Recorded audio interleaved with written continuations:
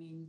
My name is Safiya Noble, and it's my pleasure to offer a few words for the 2025 Parker Lecture of the United Church of Christ as part of the Media Justice Ministry and in honor of the most deserving honorees this year.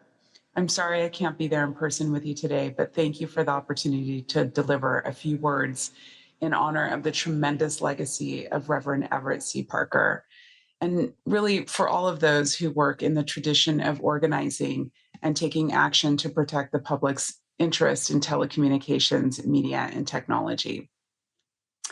This morning, I'd like to address the role we play together in holding this industry and its leaders accountable for their roles in either fomenting or destroying civil and human rights around the world, including here in the United States. You know, technology is more than just hardware and software. It's a set of values and politics, and more than ever, tech is an expression of raw, hard power. As of this morning, 9 of the 10 richest billionaires in the world are tech company leaders. And the tech industry is unequivocally a front now for state-sponsored war and efforts to digitally and physically control us.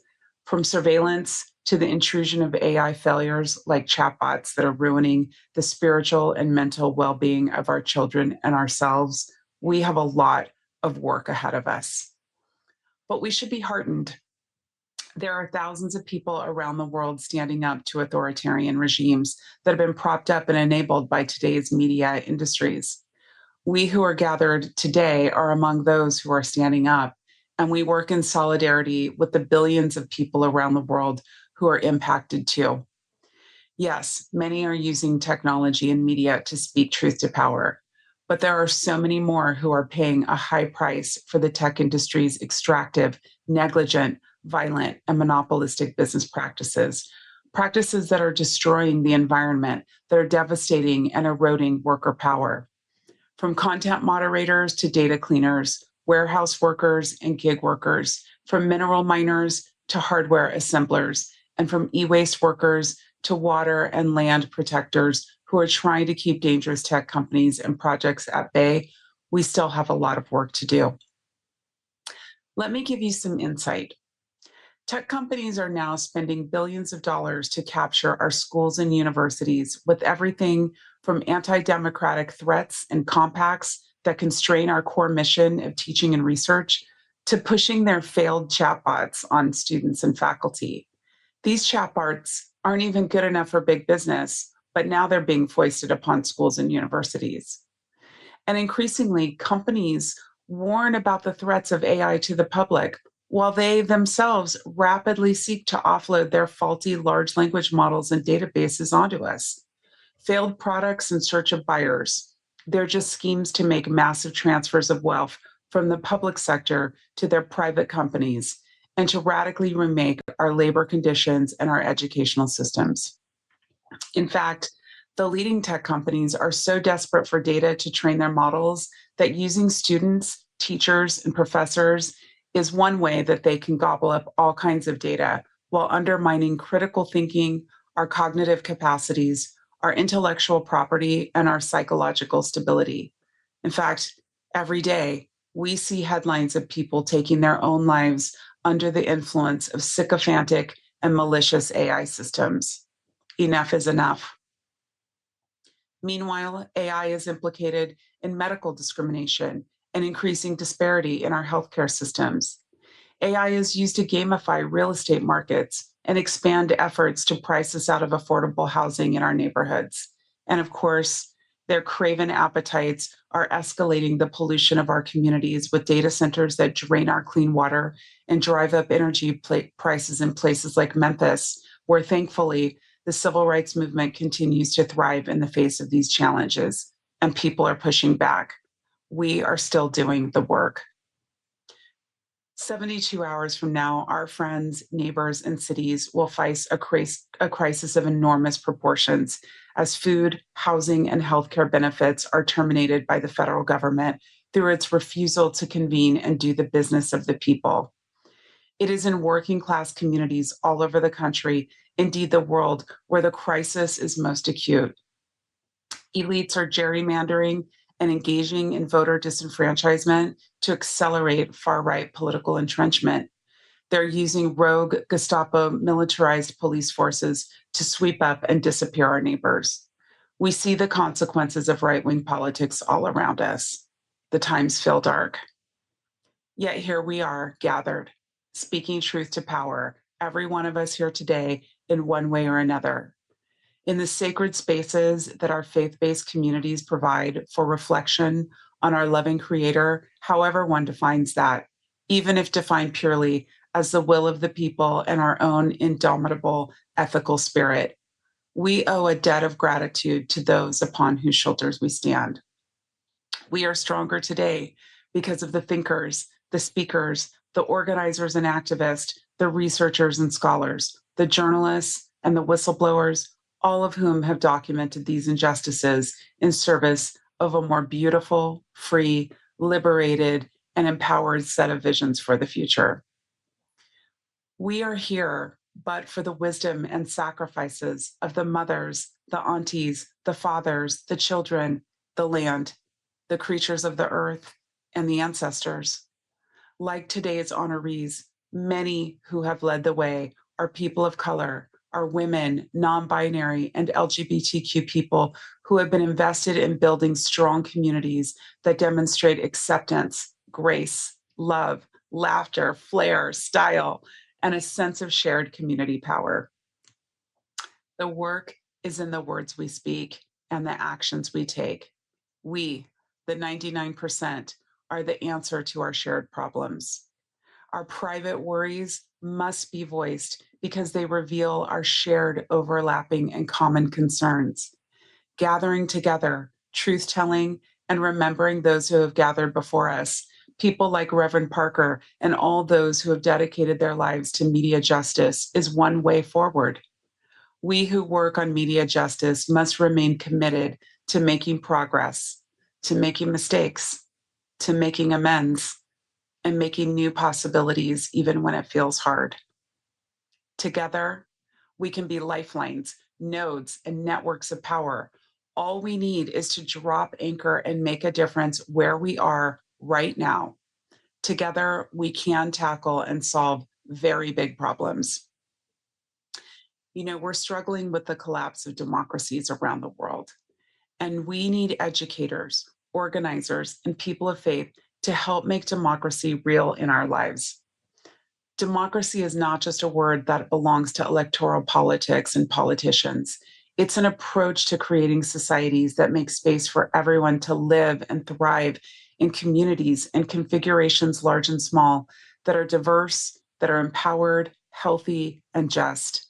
The United Church of Christ is one such example of a space of inclusion for all.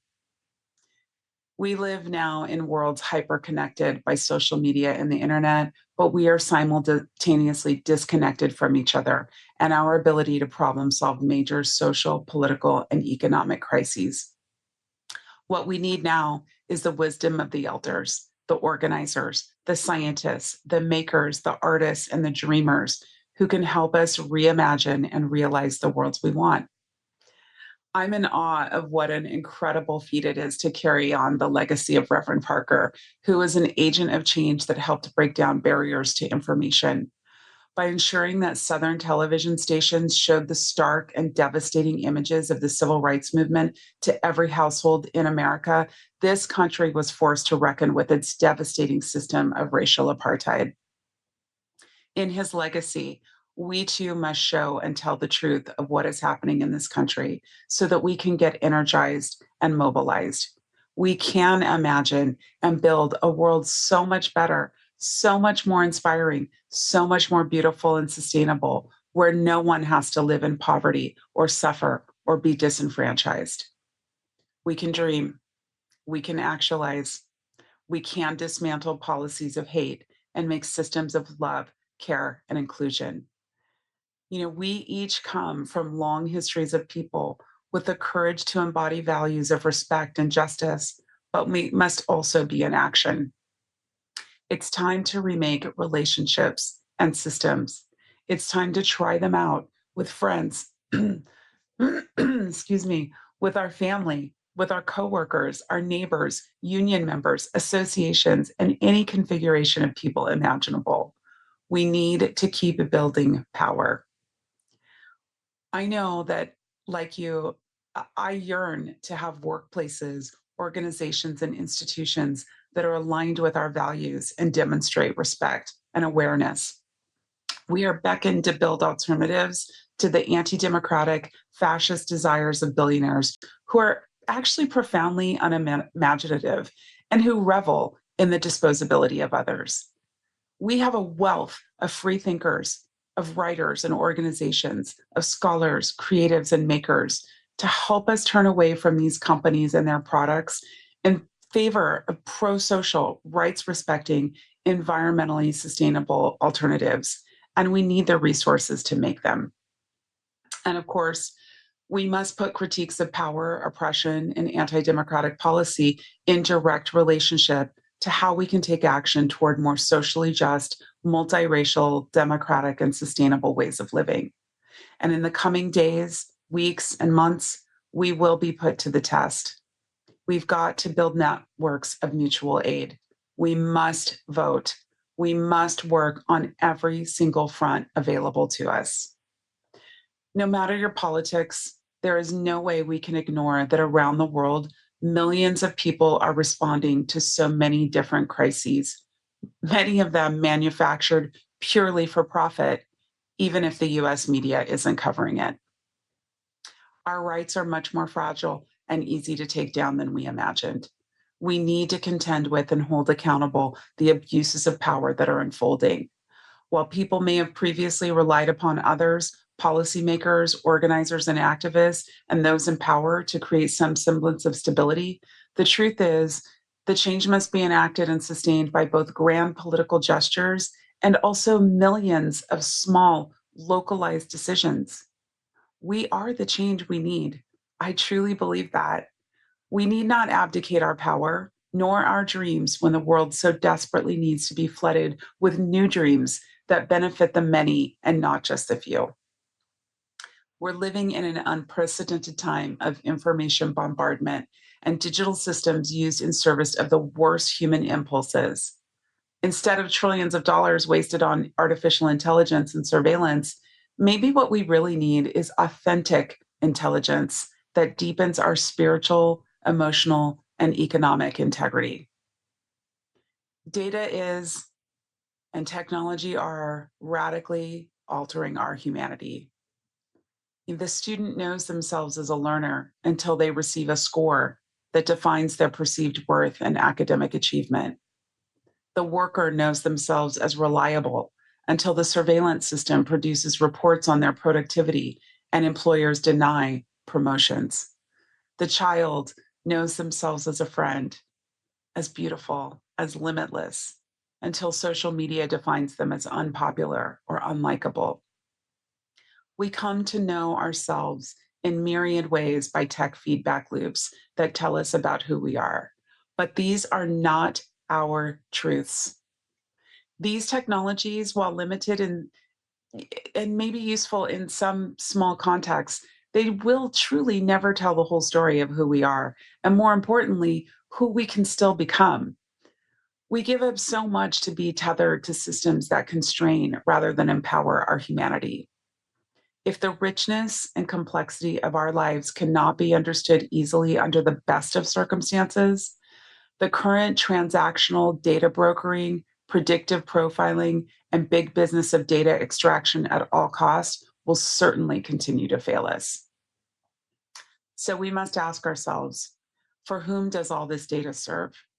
What aspects of ourselves live in the gaps, in between the measures, tucked away from the view of categorization, classification, and analysis of any given tech products that's pointed in our direction? What can we keep private or sacred? What part of ourselves will we never give up or reveal for another's analysis and interpretation? What can we consciously refuse, remake, or redeem that is veiled from the corporation, the nation state, or the surveillance state gaze? And how do we elect people and implement policy to protect these desires? The list of problems is long, but we need not be paralyzed or overwhelmed. In the face of it, we are our own leaders, heroes, and the world is full of inspiring people from whom we can learn, follow, emulate, and be emboldened to act. The Parker legacy and today's honorees reflect the fearlessness we need in service to others. We have so much wisdom to inherit and share with one another, and I look forward to working alongside you and building together. Thank you, and congratulations to all the awardees.